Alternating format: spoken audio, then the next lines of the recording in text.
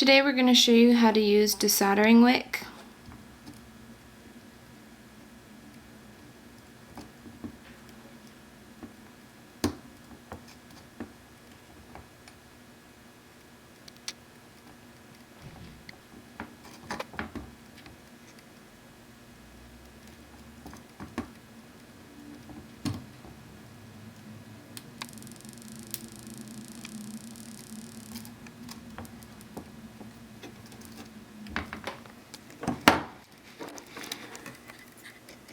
Whenever you're done, just trim the part that you use so that you have nice new wick for the next time that you need it.